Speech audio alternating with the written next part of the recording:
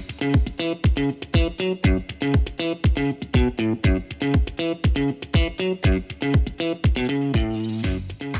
everyone, I am Dr. Donnetta Washington. I am the Title IV Practicum Coordinator at the UGA School of Social Work. And I am joined by one of the extraordinaire, David Kelley, who's a retiree from our Georgia Child Welfare Department. David, would you like to introduce yourself? Thank you. My name's David Kelley. I'm the Title IV coordinator here at the University of Georgia's School of Social Work. And I worked in Colorado and Georgia for a total of 38 and a half years in DFCS. Awesome. Well, David, today we'll be talking about mandated reporting. Can you start us off by telling us what is mandated reporting? Mandated reporting really relates to the fact that in Georgia, certain professions by statute are required to report suspicious possible child maltreatment to the Family and Children's Services Agency in the state. So there are specific professions that are listed in the Georgia law, and other professional entities also are required reporters. Yeah. And that kind of leads me into my next question on who is deemed a mandated reporter, specifically in the state of Georgia, since that's where we are. Yeah. Well, I think you can look at the first mandated reporter as if you wear scrubs to work, you're a mandated reporter. That's right. Medical professionals. All the medical professionals, physicians, assistants, nurses, all levels of nurses within the hierarchy in the medical area. So all kidding aside, everyone who is a medical professional, quote unquote, is required to report suspected child abuse or neglect. Yeah, yeah. And I would also suspect anyone who worked directly with children, maybe teachers. We came from a child welfare background, so we are mandated reporters as well. The other interesting thing is within the school system, who would all constitute as the mandated reporter? Is it just the teachers, or would we also include other parties as well? There are other staff within the educational institutions across our state, teachers, psychologists, school social workers, guidance counselors, principals, assistant principals. All of those are mandated reporters, and many times within a school structure, they have a structured response system where a teacher would report to the guidance counselor or the principal of that school, Sure. who would then make the formal report. But the teacher is not absolved from responsibility if those professionals did not make a report. So if you're a teacher, you have to follow up and make sure that your concerns were voiced to Family and Children's Services. Absolutely. Earlier, you talked about reasonable suspicions of child abuse and Right. neglect. Can you go into a little bit more detail about what is reasonable suspicion? Reasonable suspicion means that you have some knowledge that an act was perpetrated to a child or perpetrated by a child to another child, Right. where that would constitute under the law abuse or neglect, whether that's physical, emotional, sexual type of abuse. The scenario would be different given the different dynamics that you might find in a family where abuse or neglect may be present. Yeah, yeah. And that's good to know because a lot of people don't know whether or not what they're suspecting, whether or not they should report it. And quite frankly, if they don't necessarily, they're not the investigator. So the Right. suspicion is all they need to make a report. That's And correct. and that's the thing that most people find themselves confused about. Actually, the agency prefers that other professionals don't try to prove That's right. that abuse or neglect has happened, because there are certain legal requirements for interviewing children, making sure that their statements are recorded accurately, timely, and then forwarded to the proper law enforcement and district attorney's office, That's that the right. jurisdiction where the abuse or neglect had taken place. Right, right. So for our viewers out there, know that you do not need to have all the facts. We need a suspicion of child abuse and neglect, and this how you make your report.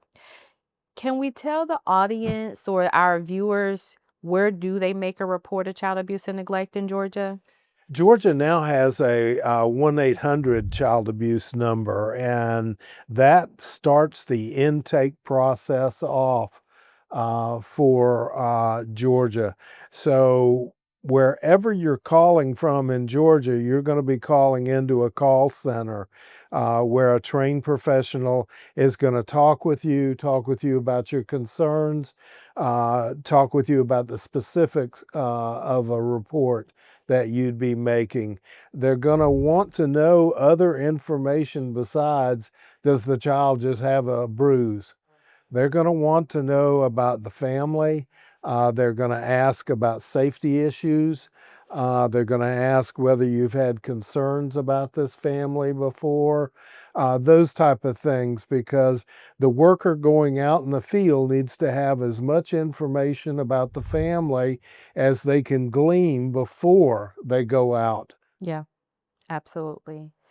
And for those mandated reporters who are making a report of child abuse and neglect, can they stay anonymous? They can. They can, but there's a caveat. A lot of our cases involve civil court, which is the juvenile court system. That's the court of jurisdiction over children in the state of Georgia.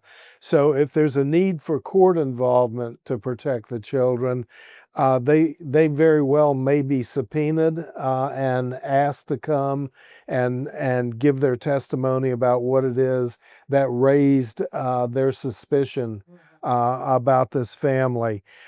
Second system of justice in Georgia is the criminal courts. The district attorney may very well, if they choose to prosecute the case, may call on that person to give testimony in a criminal proceeding against someone who was abusing a child. So, no, DFACS is not going to give your name out to a family, but know that there are other entities within the child protection system that you may have to come forward. Right. And so what I'm hearing is that if you're serving within your professional capacity, that information needs to be known to the department so that they can get as much information as possible. Correct. And so yes, so as it relates to after a report is made, what happens after that report is made? After the phone call, the initial phone call, a social worker will make an assessment of the facts and the concerns that the reporter had about this child, about their family. And with that, that is then um, communicated electronically to the county that the child is in or lives in, so that a response can be initiated in a timely manner. For serious cases, that would be what the department would refer to as an immediate response, where a social worker from the department would go see that child. Immediate is pretty much right then to say 2 hours, but if the child's at school, it would be before the child went home. If the child's in a hospital, it would be a contact at the hospital setting and talk to the physician, the hospital social worker, other staff who are involved in the care of the child. Right, right. And from my experience, if you leave your email address, whether it's if you call or make a report online through the Georgia mandated reporter site, then you will also get a response back saying that a report has been made. Correct. And oftentimes, once the intake is processed, they'll email you to tell you the outcome and the determination of the intake. Correct. Whether it was screened in, screened out, immediate, a family support, which is 5 days to respond. So there is some response on that end. Yes, and that's important that reporters keep copies of that, because if you're called on to testify, it could be a year, 2 years, 3 years, 4 years later that you're called, and you'll need something to jog your memory, especially if you work in kind of a high traffic area for children. That might be like a school setting, a daycare setting, Right. a nursery for a child, something like that, where you see large numbers of children Yep. coming through your system. Yep. Yep. Thank you for that. So, what are some of those potential legal consequences of making a report? I know you kind of hinged on this earlier in terms of being called to testify. Can you talk about those legal consequences? Okay, I think the first thing to let people know is if you make a report in good faith, you are immune from civil liability in the report of child abuse and neglect. So, in other words, if I make a report to you, Dr. Washington, about it, and you took the report and say the report was unfounded, Sure. then I would not be sued as a reporter. I only have to have a suspicion that child abuse and neglect may be present. The department makes a findings as to whether abuse and neglect has or has not occurred. So the first point is you have civil immunity for making a child abuse and neglect report. On the other hand, if you choose not to make a report, then you have civil and or possibly criminal liability should that child be injured after your failure to make a report on behalf of that child. So just as a follow-up, because we're in the UGA School of Social Work, and so our students are serving in their practicum. Yes. Our interns, mandated reporters. Interns are considered mandated reporters. The University School of Social Work recognizes that these are master's and bachelor level up and coming social workers, and that they have professional responsibilities already, and reporting suspected child abuse and neglect is one of them. Now, what we do ask is that they consult with their field instructor and their agency supervisor in how that should be made, Yeah. because they could be in a setting where someone else in that agency actually right. makes the call. But if they have suspicions, they have the responsibility to bring that to someone in their chain of command. That's correct. That's correct. And to your point, I know some agencies or organizations, such as hospitals, have it already documented within their policy that certain staff are the responsible parties for making reports. Yes. And sometimes interns are not included in that. So just being able, like you said, consulting with your field instructor about who should be the reporter of that child abuse and neglect. Thank you for that. You're welcome. I would just add that under the statute, child welfare professionals is kind of a caveat that covers pretty much everybody who works with family or children. That's right. So that with that caveat, I think every one of our interns is responsible and required to report suspected abuse and neglect. That's right. That's right. So, David, let's do a little transition, right? Okay. We're going to do a little fun game here. And we're going to do a game of fact or fiction. This is a game where I get a lot of questions about making abuse and neglect reports. Okay. The first one is that I get a lot of is, do I have to have proof before I make a report of child abuse and neglect? Absolutely not. Right. That is fiction. And that really goes to what we discussed earlier, that you don't have to investigate and make an assessment of whether this child has actually been abused or neglected. What we're asking the general public to do is, if they have suspicions, that they make a report. Great answer, David. So the next question that I get a lot of is, making a report to the local child welfare agency harms the relationship with my client or their family. We hear this a lot, and we actually have staff that are concerned about other secondary reports Yeah. and their client being concerned about that and it impacting their relationship. I believe that social work requires us to base our relationships with our clients on honesty. And if we're in a situation with a family where we have concerns enough that rise to the level of our suspicions are that abuse or neglect has occurred, then you may want to work through that with your client, that you're required by law to make this report.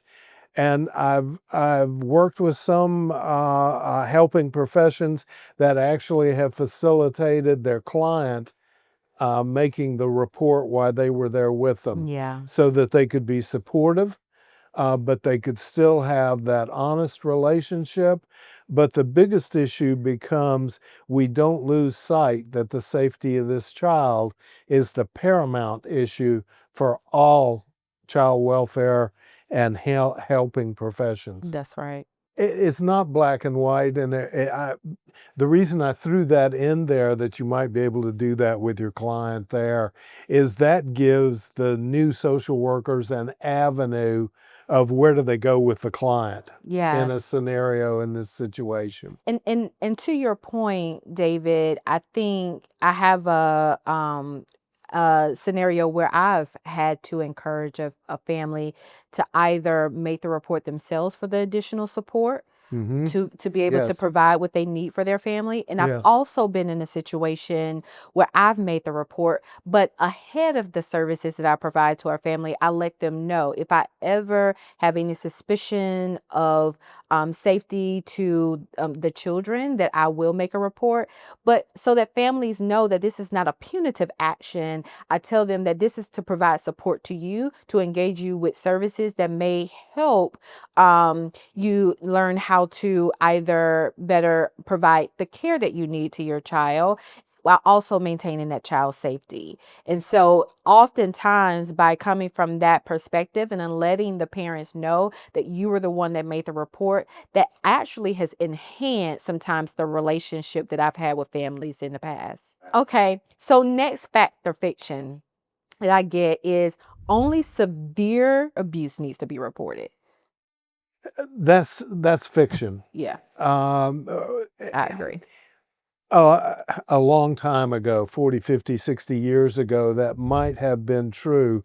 But what research indicates to us now is that neglect does more harm for children in their growth and development and their outcomes as adult as physical abuse does.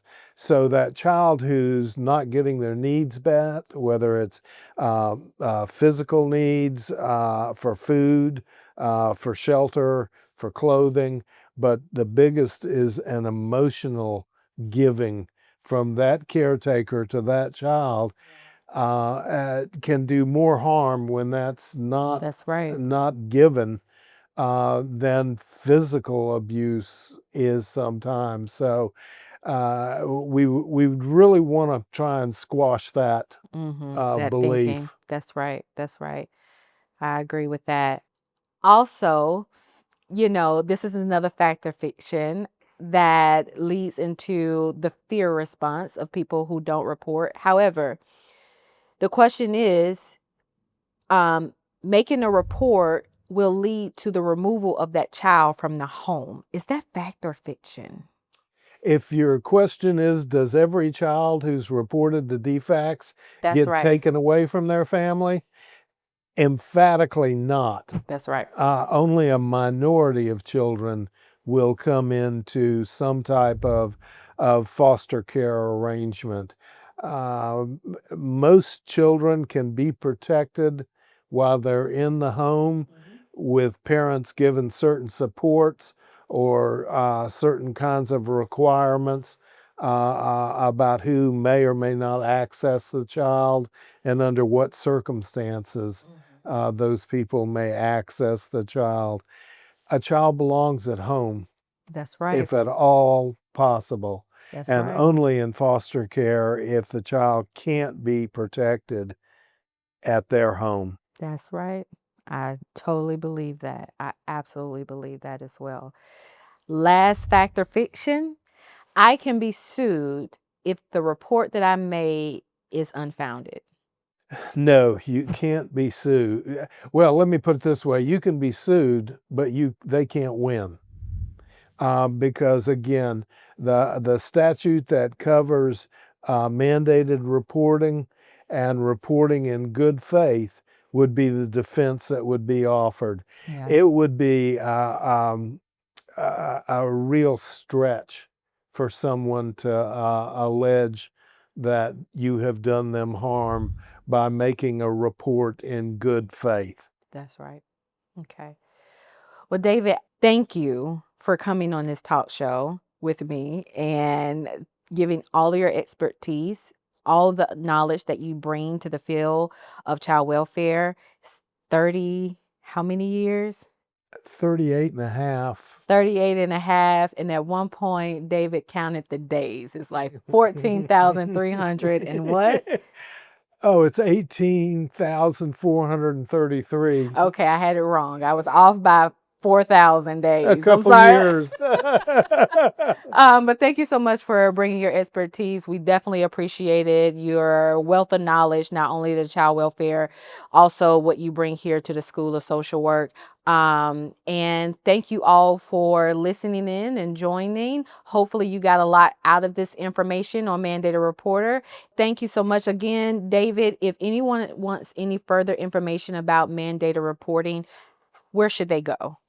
I think one of the best sites is the Office of the Child Advocate. And if you'll simply Google Georgia Office of the Child Advocate, Child Abuse and Neglect Reporting, it will take you and go through the entire section of the law, which has a number of specifics. Yeah. Thank you for that. And I think they also have a training, a mandated reporting training that they can take if they want the knowledge and the skills to. Yes. Yep. Well, thank you so much. Thank you for having me. I appreciate it.